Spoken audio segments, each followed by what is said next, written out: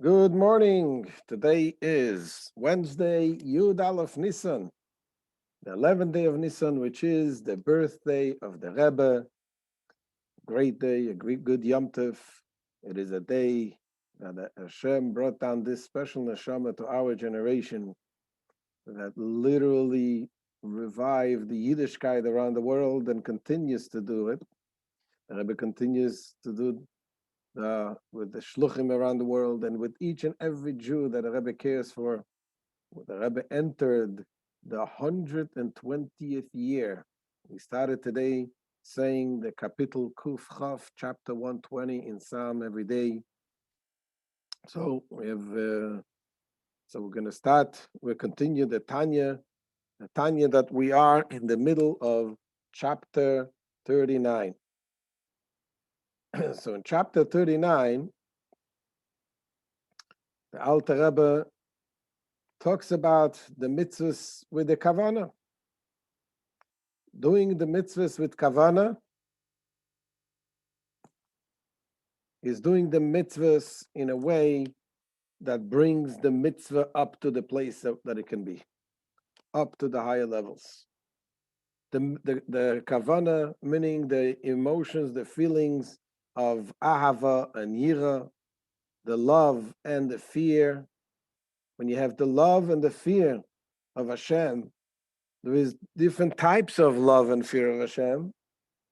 You have the love and fear that comes out of isbeinanus, out of intellect, that this is in a high level, people that are capable through understanding godliness, understanding to create a literal, tangible feeling of love and fear to Hashem. Not everybody is capable to this level of love and fear. But when you are capable, the mitzvah goes up to the level of Bria, the world of Bria, the world of creation, which is the second of the four spiritual worlds.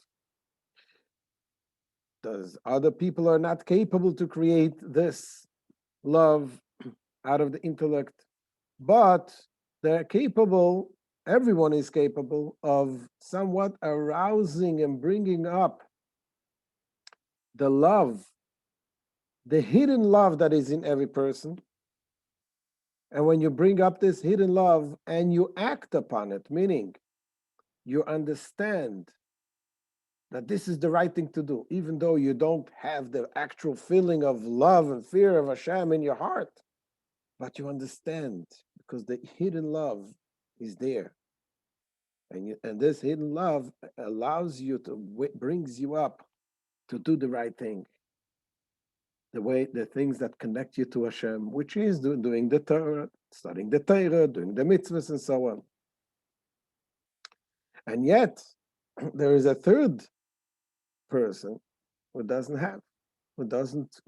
the things without any love and fear. If you do it without any awakening of the hidden love, then it's missing the wings. Like a bird without wings, it cannot fly up.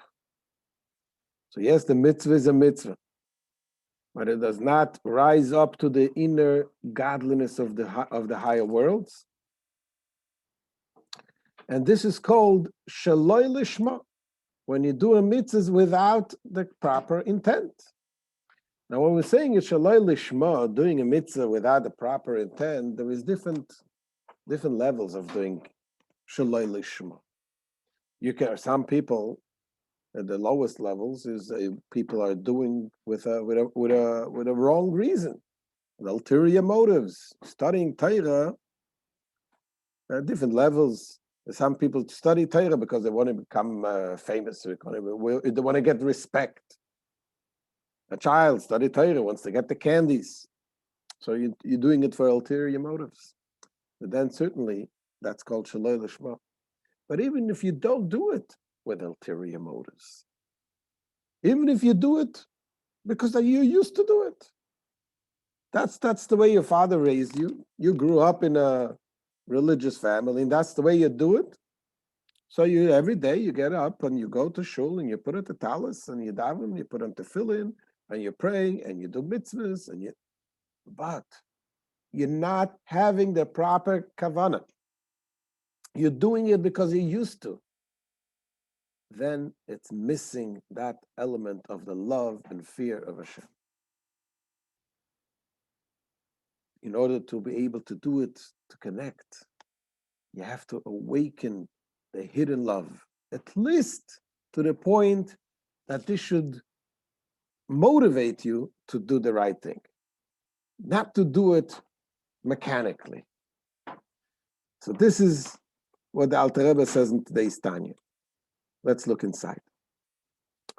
There's the Alter Rebbe, va'afilu im einoi oisek shaloi lishma mamash, l'shumei zepeniya chas v'shalom. So even if the person doesn't really do it completely for the wrong reasons, meaning to do it for ulterior motive, heaven forbid. Ela kemeshekasu v'tehi yirasam oisi mitzvahs anoshim melumada. So this also applies when a person does the mitzvah, as the verse describes it, their fear of me was like commandments of man done by rote. They used to do it. Pirush. What does it mean? Machmas hergen, meaning that one serves God out of habit. Shehu gal mikat nusay, habit that is acquired in his youth. When you do out of habit because you acquired in his youth, then it's missing that element of the love and the fear. She'giloi ve'limdoi avi ve'rabai liroy es Hashem u'la'avdai. Having been trained and taught by his father and teacher to fear God and to serve him. Ve'einoi oisek lishma mamash. But he does not really do it for its own sake. LISHMA. LISHMA means for its own sake. You do the mitzvah for the sake of the mitzvah, for the sake of connecting to Hashem. And he says, it's interesting, the Rebbe points out that the Alter Rebbe says here that we're talking about habits acquired in the youth. Why are we talking habits acquired in the youth? What about if you got a habit acquired when you're an adult? Is that different than acquiring in the youth? And the Rebbe points out, he says that when you acquire the habit in adulthood, then that in a way is also considered lishma, in a sense. Why? Because when you acquire the habit, that means you worked on yourself.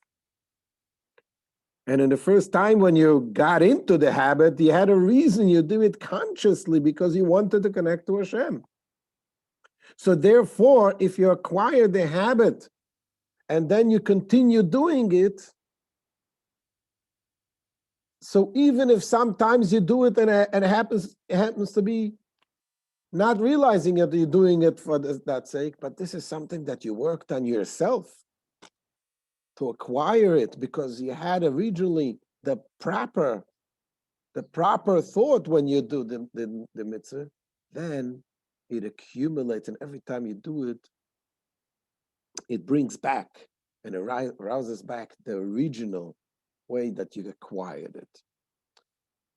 So in a sense, people who are not used to, were not brought up religious, so to speak, they have this benefit of doing things out of LISHMA, in a sense, doing for Hashem. Even if the next day they do it, they don't focus on much, but still they have the thought, the original thought of doing it for the sake of Hashem. And obviously, this is something that you can keep growing and growing, as the Alter Rebbe says in other places in Tanya. So this is what the Rebbe points out here, why the Alter Rebbe says in his youth. Continues the Alter Rebbe. But if he does it out of habit from his youth, but he doesn't really do it for his own sake, lishma for Hashem, ki lishma mamash I efsha beloy isayirus dechilu uvechimu ativim al kolpanim. For it is impossible to serve God truly lishma without arousing one's natural fear and love, at least. At least you have to arouse, in order to do it lishma, you have to arouse the natural fear. By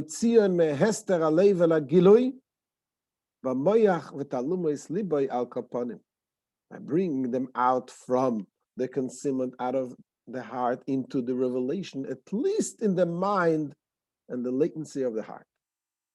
That means you, as we said earlier, if sometimes you cannot get to the level of becoming really passionate and excited about God, but you are capable of bringing out the hidden love that you have, and understanding that this is the right thing. That's what I need to do, even though my heart is pulled somewhere else. But I know that this is the right thing.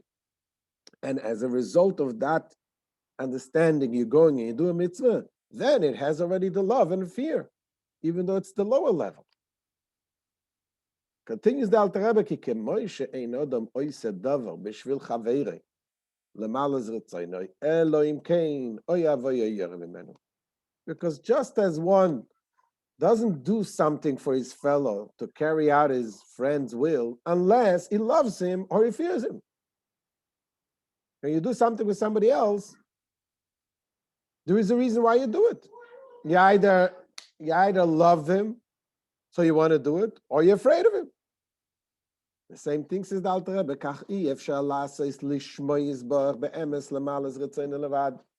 so it is impossible to act truly for God's sake solely in order to carry out his will, unless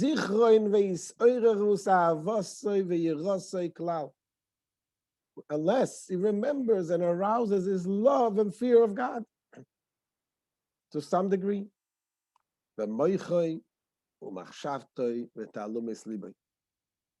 To arouse it in his mind, in his thoughts, and the latent level of his heart. Al kaponim, at least that.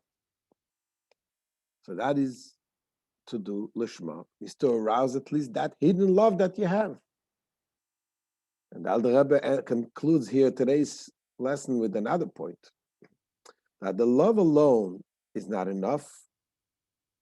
You need to have also a level of fear. To be considered serving Hashem, you need to have a understanding, arousing the level also of the fear of God as well.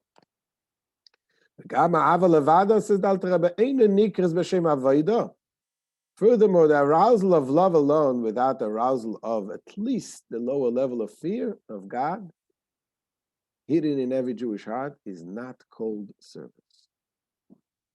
Is not called service without at least the lower level of fear, which the level of fear is also, this is hidden in every single Jew, as will be explained later. This, the Alter Rebbe explains in chapter 41, and that we'll learn in the further lessons.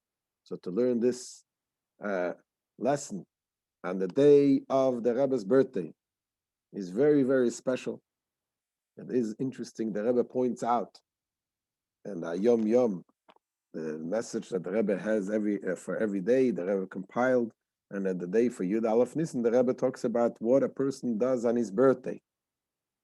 And that in his birthday, a person has to be alone with himself, and he has to and bring up the memories of what he has done, and what needs to be fixed, he should fix. And I'm paraphrasing here.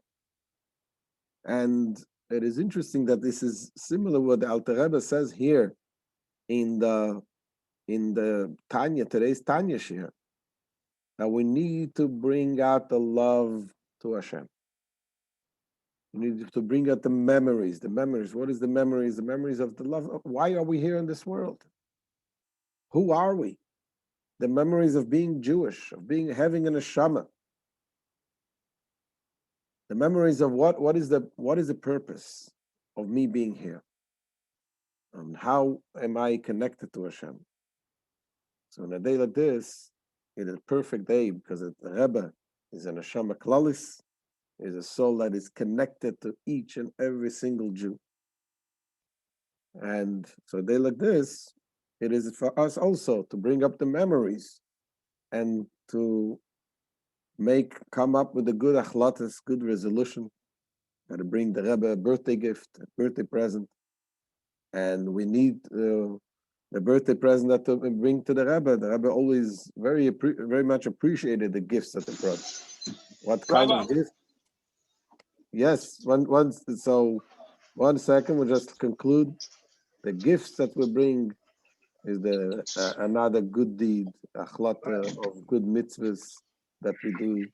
We do another Jew to bring connecting to. So this is the end of today's share. Thank you so much for joining. All the way from the matzah bakery also.